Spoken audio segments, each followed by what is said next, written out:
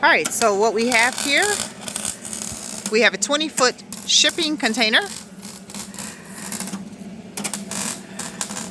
And Frederick has cut out the side of the container, installed a steel door, done the welds around it. The door will be painted.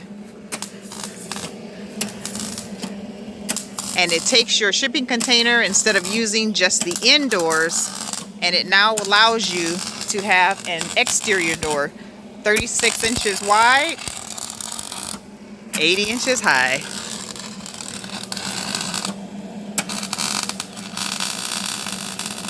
Once you add the trim, it'll look just like any other door outside your house.